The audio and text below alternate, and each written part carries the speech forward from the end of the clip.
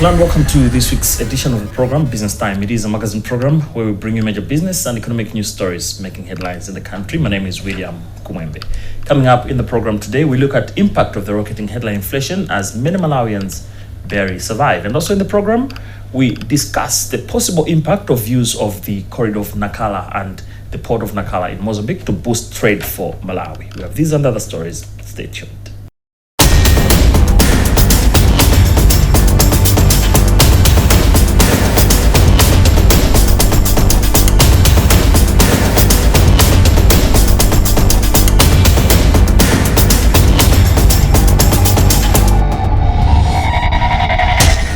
This is Business Time, and we start with our main story in the program. For quite some time, Malawians have been failing to cope with the supersonic speed at which commodity prices have been rocketing in the country. This comes as Malawi's headline inflation, the rate at which commodity prices change at a given time in an economy, has remained on an upward trajectory, seen at 28.5% in January 2025.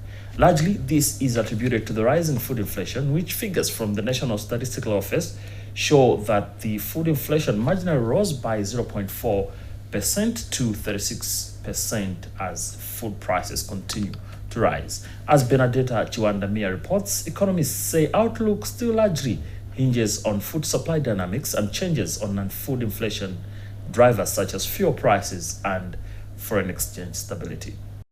Latest figures from the National Statistics Office show that food inflation marginally rose by 0.4% in January as food prices rose exponentially. Meanwhile, in the past 6 months, maize prices have surged by 21% since August 2024, reaching an all-time high of 1,243 kwacha per kilogram in January 2025. ECAMA President Betha Bangara-Chikadza said in the current macroeconomic environment, inflationary pressure is straining household budgets, particularly for low-income earners who spend a significant amount of their income on food. Looking ahead, Chikadza said the outlook hinges on food supply dynamics and changes in non-food inflation drivers such as fuel prices and foreign exchange stability. The trend that we've seen now that I think the inflation has gone up a little bit, and all we are seeing is the persistent inflationary pressures.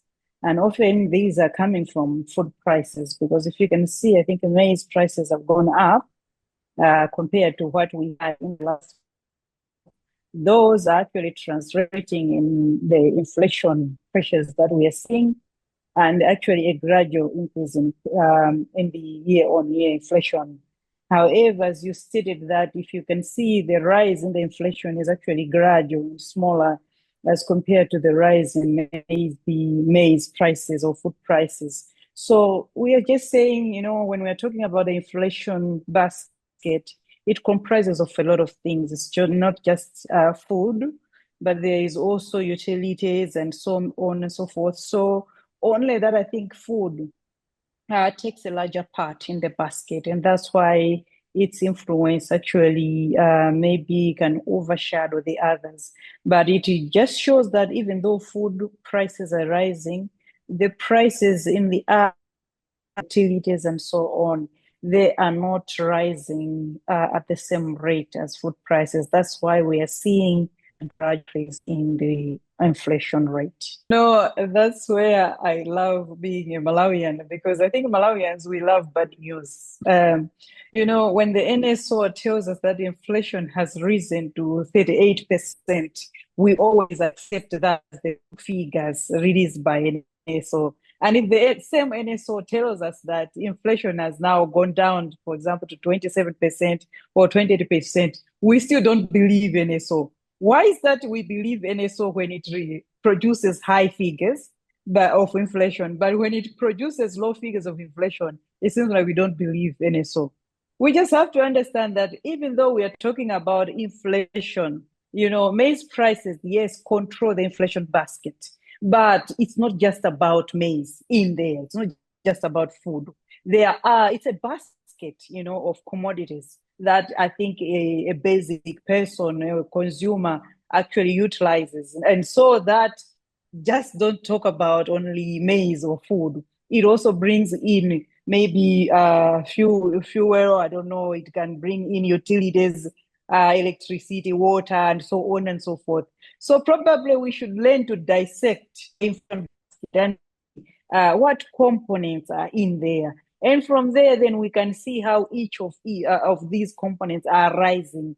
And so even though they are rising, because this is an index, it has to be brought together. So even though food prices are rising much faster than the others, because it's an index and you're bringing these things together, it has to be compressed still. So we can't just say because food prices are rising, then I think this is not a true reflection. And yet when NSO gives us high inflation rates, we accept them as true. I think Malawian, we like bad news. Meanwhile, Consumers Association of Malawi Executive Director John Capito said rising inflation continues to erode the buying power for many consumers who are experiencing the real inflation on the ground. As I have always said, that I think the issues to do inflation in Malawi is felt better and good by the consumer, because the consumer is able to compare what he is spending today and what he was spending yesterday. Unfortunately, the challenge that we have in this country is that the figures that NSO uses are a bit more odd. They're a bit more outdated. And I think there was need for NSO to build, to come up with a new basket that would describe the real challenges that is on the market. Otherwise, the basket that they're using is a basket where we are going to see figures like the ones that you are talking about, 28%, because it's loaded with things that do not make sense to a Malawian now, a Malawian consumer. And when they raise that, even nobody wants to read, because it doesn't add value to what you are experiencing. And I have always argued that the best person who can tell you the inflation figures at the moment, how much inflation is hitting them, is the consumer. Because the consumer is able to tell you that last year I had 200,000 kwacha and I could buy this much. Because the inflation is a measure of a basket that you use during a specific time. Therefore, the consumer will tell you that I used to carry 200,000 and I could roll a trolley in ShopRite. Or I could go down to a market in Luchenza or in Njena and buy this much. But today, the same money, 10,000 kwacha, brings me home nothing. So that's the basis under which you can measure inflation. If they're using something that definitely is different from this, then the people will not even understand what we are talking about now when we are talking about inflation. Because if we say inflation has gone down by 28%, you are saying that my kwacha has gone down by 28%. Now it is bringing maybe something like about 70% from what I used to buy. And that is not true. And that's not what we have discovered on the market. Therefore, I would say that I think when you talk to any consumer out there, including you and me, we know that inflation today is so high. And let us start bringing figures that are true to Malawians so that they begin to follow what we are talking about. If inflation figures remain political or too academic, then they have no value in assessing what we are going through as consumers. In the past 6 months, the pace of rising commodity prices has reduced, with headline inflation declining from 33.9% in August 2024 to 28.5% in January 2025, marking a 5.4% slowdown.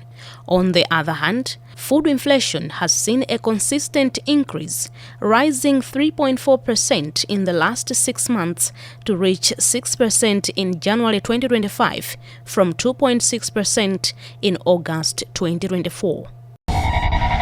Malawi is yet to fully utilize the Nacala port and corridor for its imports and exports, according to officials from the Nacala Logistics. At a conference of the ports and corridors users in Blantyre on Tuesday, the company's marketing and commercial manager, Kennedy Kweran, said the port and corridor have a huge potential to improve the trade between Malawi and Mozambique, as well as other countries beyond.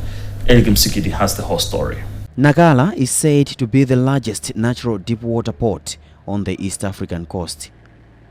It is a gateway for the host country Mozambique and its neighbors Malawi and Zambia to the world.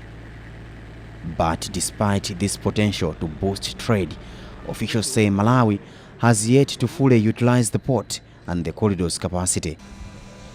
For instance, out of the 120 million liters of fuel transported by rail through the corridor last year, officials say about 32 million liters entered the country. Now, stakeholders are finding ways on how countries such as Malawi can fully utilize the Nacala port and corridor. Nacala Logistics Marketing and Commercial Manager Kennedy Kwerani says already there are improvements on how countries like Malawi are utilizing the port.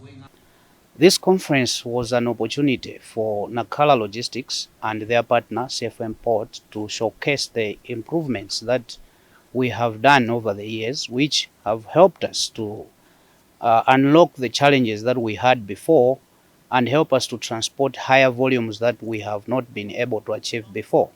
So it was an opportunity for us and the port to show our users that the improvement that have happened over the years are now yielding results. We have seen numbers of cargo improving. For example, we were showing from 2022 to 2023 the journey we have took. Until last year, we had to reach that amount of 654,000 tons.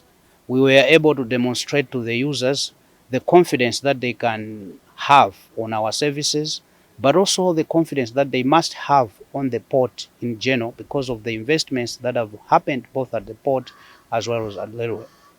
Malawi has been facing a lot of challenges in recent times, including on the supply of fuel and fertilizer. Kwerani says Nacala Port and Corridor could be a solution to such challenges. There is a huge capacity that is being underutilized by us as the country, because the actual railway track capacity is around 4 million, and you can see that we are transporting 654, and this year we are targeting to reach 850 to 1 million as a target. So the capacity for fuel, among others, we have a huge capacity that we are transporting a lot of fuel. The numbers that we have showed you, for example, in 2024 alone, we were able to transport close to 129 million liters of fuel. Out of that, only 32 to 33 million was for Malawi. So you can see yourselves that the capacity is there. It means that capacity, if we had opportunities to lift fuel, that capacity would have been dedicated for Malawi fuel. But it was diverted to international traffic because we did not have a lot of fuel that we could transport. On Tuesday, Nacala Logistics and its partners brought together players in the sector to appreciate modernization works that have been undertaken at the port in Mozambique.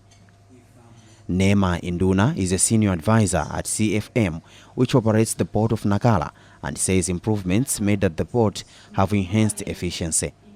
The main idea is to show to people what are the potential that Nacala corridor has.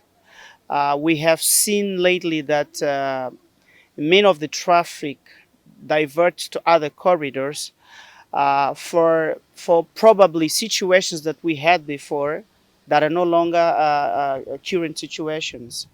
I would point out the fact that the Port of Nacala has been rehabilitated, and in 9 October we presented a new reality of Port of Nacala, whereby we had new container yards for storing containers, we had new equipment for ship-to-shore operations with capacity to do around 25 units per move hour, which being 2 STS equipment, we can do around 50 containers per hour.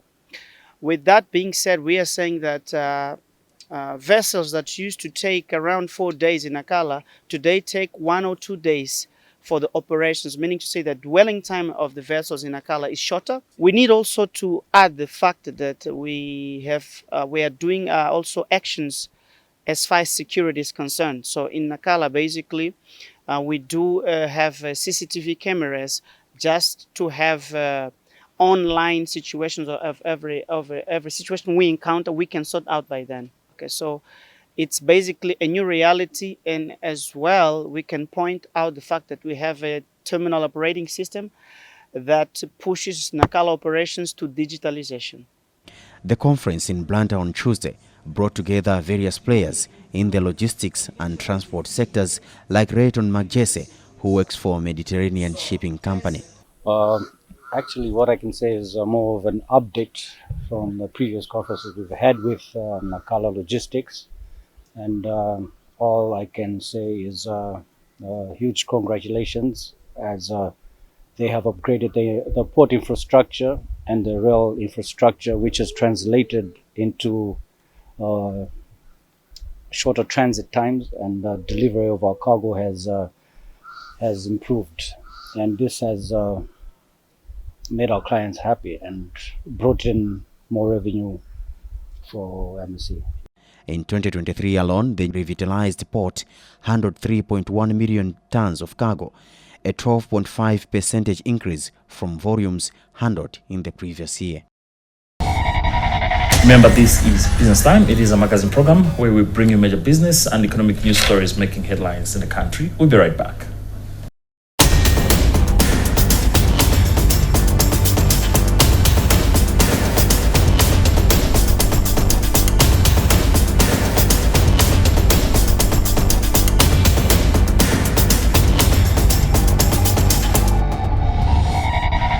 Welcome back. This is Business Time, a magazine program in which we bring you major business and economic news stories making headlines in the country. And moving on with the program, Illovo Sugar Company PLC has announced a decline in its profit for the year 2024 from 57 billion kwacha in 2023 to 23 billion kwacha in 2024, despite a reported increase in revenue. In its year under review, the Malawi Stock Exchange listed sugar manufacturer posted a total revenue of growth to 314 billion kwacha, up from 272 billion kwacha in the previous year. Addressing shareholders on Friday, Illovo Sugar Acting Managing Director Kondwani Msimuko cited the drop in profitability to economic challenges Malawi is facing. I think our intention here was to get the investors, so the people that have invested in Illovo shares on the Malawi Stock Exchange market, to understand the first thing is our strategy. Where are we going as a company? Why do we exist?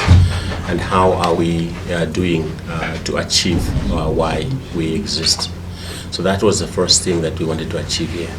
The second one was to actually have an interaction with these investors to see where we're going and what we're doing.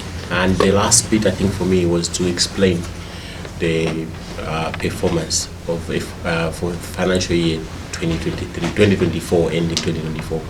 So actually they should understand the profit we made and why we made that profit. So that was the main premise of actually of these investors. One of the issues that came forward is the hoarding of sugar scarcity, and you've assured the stakeholders that it will be there. What assurance are you giving to the Malawians moving forward?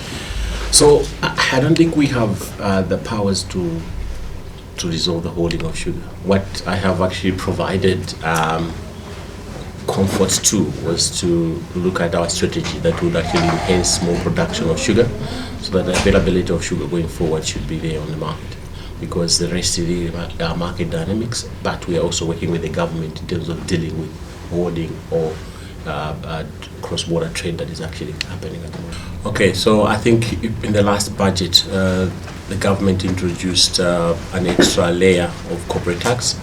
So there was a registrative that any profits above 10 billion should actually be taxed at 40%.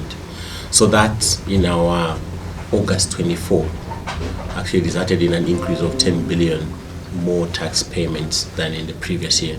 So we were explaining why our net profit had a significant drop, and that was one of the contributing factors. So it was one of the contributing factors, not all the contributing factors. Yeah, so at the moment, what we do is that from a Nacala estate perspective, we take water from the lowest point of the estate.